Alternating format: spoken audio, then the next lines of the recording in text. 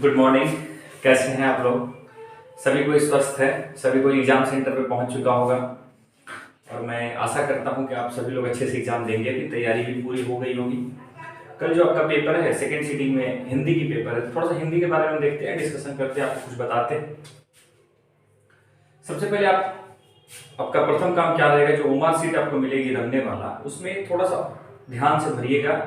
Same digit है, जैसे 1 डालना है तो बॉक्स बने होंगे तो 1 पे क्लिक करेंगे, फिर 2 है तो इसी लाइन में 2 नहीं रंग देना है, फिर इसमें 2 का बॉक्स कॉलम आएगा, उसमें उसको घेरा बनाना है। तो भरने में यानी रंगने में पूरी सावधानी से 2 क्वेश्चन कम लिखा जाए उससे कोई दिक्कत नहीं है, लेकिन पूरी सावधानी से आप ओमार सीट को भरिएगा जरूर। चलिए थोड़ा सा देखते हैं हिंदी का पैटर्न क्या रहता है। ऑब्जेक्टिव आपको 50 नंबर के पूछे जाते हैं। देखिए 100 ऑब्जेक्टिव के प्रश्न होंगे, उसमें से 50 ऑब्जेक्टिव आपको बनाने, कोई बच्चा नहीं घबराएगा, घबराने का बिल्कुल काम नहीं है। अगर आप थोड़ी सी भी ईमानदारी से तैयारी किए हैं, थोड़ी सी भी, तो उसमें ग्रामर आते हैं, विलोम शब्द मुहावरा जो हम सुने रहते हैं, पढ़े रहते हैं, कुछ पुस्तकों के राइटर के नाम आते हैं। तो आप इसको ध्यान से, मेरा पहला काम क्या रहेगा कि 100 क्वेश्चन को पढ़ना, और जो हम 100% श्योर हैं हाँ इसका आंसर यही होगा, तो उसको हम ओमार सीट में ही क्लिक कर लेंगे। रंगने के वक्त हमको थोड़ा सा सुविधा, समय कम लगेगा। जो हमको 100% श्योर है उसको ओमार पे से बिंदु करके चले जाएंगे ओमार सीट पर, फिर तुरंत उसको घेरा करने में देखना नहीं पड़ेगा। अगर ये पेपर आपका अच्छा चला जाता है, मान लीजिए कि फर्स्ट अटेम्प्ट लेते हैं, उसमें से 30, 35, 40 ही बना पाते हैं, 10, तो 10 के लिए न समस्या रहेगा, तो 10 को घेर के चलेंगे, उसको घेर दीजिएगा, आगे बढ़िएगा, फिर रिवीजन के वक्त इसी पे ध्यान दीजिएगा। अब देखिए क्या है, दूसरा है लिखने का काम, बाकी सभी पेपर लिखने के हैं। निबंध है जो 8 नंबर के आते हैं, 200, 150, 200 शब्दों में आपको लिखना रहता है निबंध। तो सबसे पहले निबंध का चुनाव भी करना ये होता है कि हम किस निबंध पे कम से कम 2-4 पैराग्राफ लिख सकते हैं, उसी निबंध का चुनाव कीजिएगा। ऐसा नहीं कि निबंध उठा लिए फिर उसको जज भुला गया, इसको काट दिया, ऐसा नहीं। जो भी निबंध उठाना है तो पैराग्राफ का अर्थ होता है ये पैराग्राफ, और फिर यहां से शुरू करें तो कम से कम 3 पैराग्राफ आपको निबंध याद है, उसी निबंध का चुनाव कीजिएगा।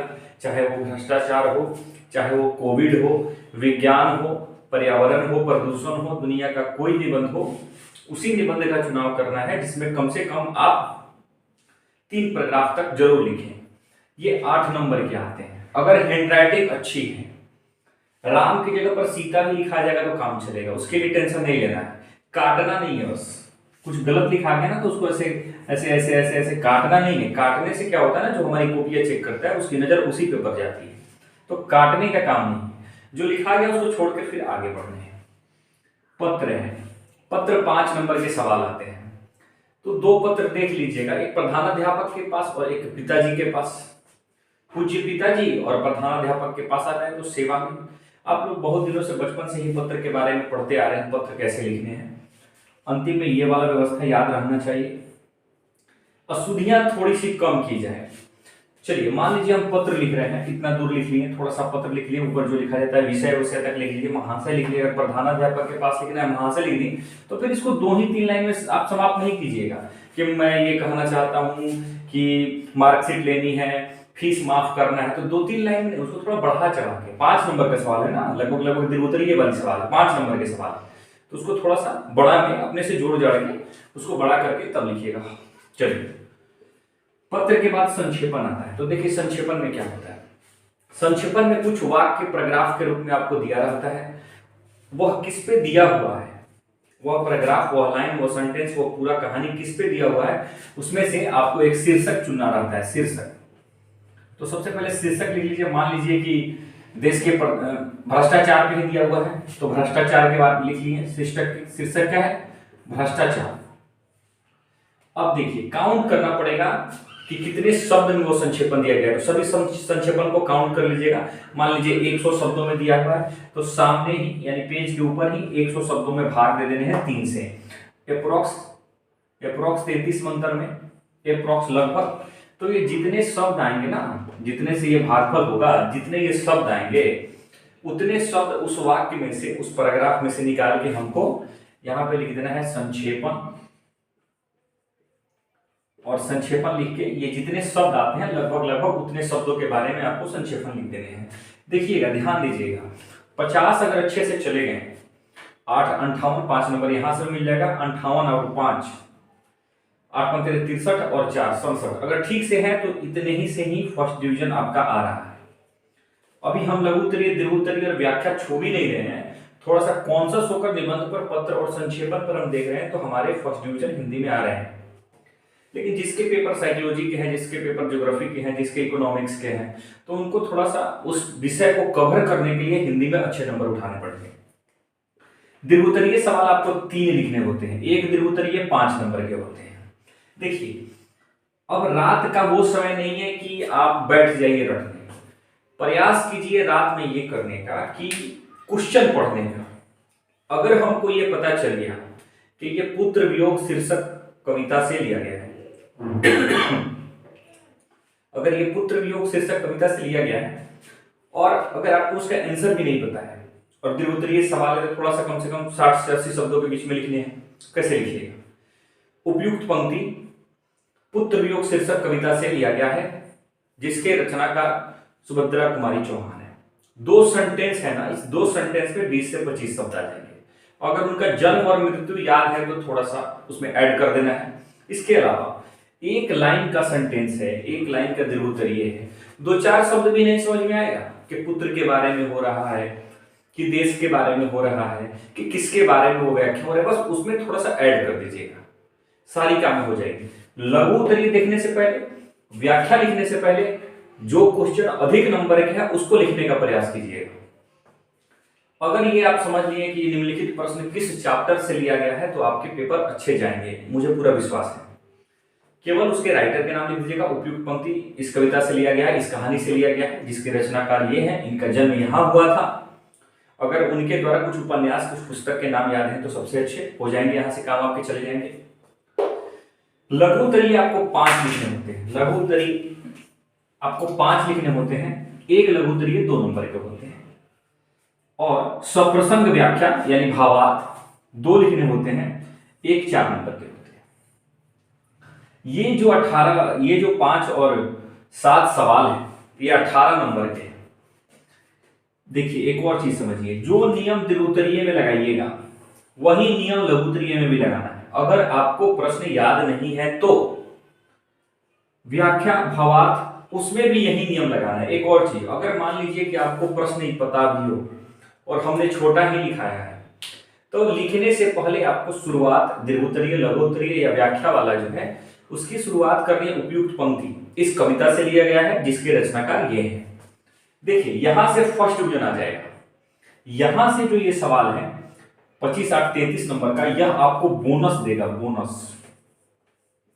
ये बोनस देगा आपको, बहुत सारे विषयों में ये कवर करेगा। इंग्लिश जिसकी कमजोर है, इकोनॉमिक्स, साइकोलॉजी जिसकी कमजोर है, उसके लिए ये बोनस देगा। सभी दीर्घोत्तरीय, लघुत्तरीय और व्याख्या वाले, भावार्थ वाले जो शब्द हैं, सवाल है, प्रश्न है, उसमें से उसी प्रश्नों का चुनाव करना है जिसका हमको राइटर का नाम याद है, कि कम से कम उसी के बारे में तो 2-4 लाइन याद कर लेंगे। मान लीजिए कि अगर कृष्ण भक्ति है तो सूरदास, राम भक्ति है तो तुलसीदास। अगर कोई सवाल है सूरदास, तो सूरदास के बारे में अगर आपको उस सवाल का आंसर नहीं पता है, मान लीजिए सूरदास वाले चैप्टर से कोई सवाल आ गया, तो अगर उसका आंसर आपको नहीं पता है, तो पता है सूरदास कविता से लिया गया है, सूरदास स्वयं कृष्ण भक्ति में लीन है। उस चैप्टर के, उस विषय के, सूरदास वाले विषय से अगर कोई भी एक प्रश्न आपको याद है तो 2-3 लाइन लिखने के बाद आप उस प्रश्न को लिख दीजिएगा। 100% आपको नंबर लघुत्तरीय में मिल जाएंगे, मेरा पूरा विश्वास है। ऑब्जेक्टिव पर थोड़ा सा ध्यान दीजिएगा, ऑब्जेक्टिव गलत नहीं कीजिएगा। ऑब्जेक्टिव गलत कीजिएगा तो 1 नंबर कट जाएगा। जिसकी हैंडराइटिंग पुअर है उसको इसमें 1 नंबर लाना मुश्किल है, लेकिन यहाँ पे 100% उसको भी 1 नंबर आएंगे। जिसकी अच्छी भी है, जिसकी बुरी भी है, उसको भी यहाँ से 1 नंबर आसानी से आ जाएंगे। कल हिंदी का परीक्षा है, ये तो हमारी मातृभाषा है, इसके लिए आप सिर्फ और सिर्फ साफ सुथरा, जो 50 नंबर के हैं ये सिर्फ आप साफ सुथरा लिखने का प्रयास कीजिएगा, सिर्फ और सिर्फ साफ सुथरा, कोई काट कूट नहीं कीजिएगा। एकदम प्रश्न उतारने की कोई आवश्यकता नहीं है, एग्जामिनर के पास प्रश्न होते हैं, सिर्फ आंसर लिख के आप चले जाइएगा। ऑब्जेक्टिव में अगर समय बचा लेते हैं तो दीर्घोत्तरीय लिखने में बहुत सारी मदद मिलेगी।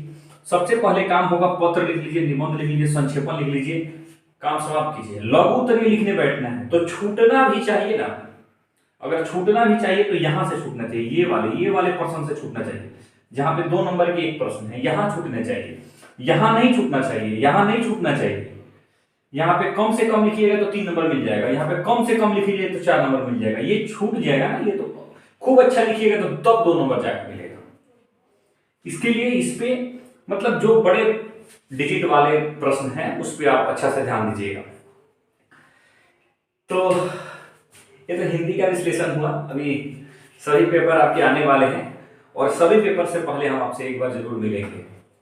जिसका भी हो, मां सरस्वती सब पे अपनी आशीर्वाद बनाए रखें और सभी बच्चों को, सभी मेरे प्यारे बच्चों को बहुत बहुत धन्यवाद, शुभकामनाएं। उनका एग्जाम सभी एग्जामों से अच्छा जाए, सभी पेपर उसके अच्छे जाए और जो भी मेरे प्यारे बच्चे हैं, सभी बच्चे हैं, वो सभी एग्जाम के बाद आके एक बार जरूर कोचिंग में मिलिएगा। हम प्रयास करेंगे सेंटर पे आने का, अगर हमको समय मिलेगा तो हम आएंगे। तब तक के लिए आप लोग पढ़िए मन लगाकर, बाहर नहीं निकलिए बेवजह। जिसका सुगौली पड़ा हुआ है, जिसका दूसरी जगह पड़ा हुआ है, जिसका होम सेंटर, वो बाहर बेवजह का ना निकले, कान उन ढक के रखें। बारिश की संभावना बताई गई है मौसम विभाग के द्वारा, ठंडा लग जाएगा, फीवर हो जाएगा, फिर समस्या है। कोई बाहर नहीं निकलिए।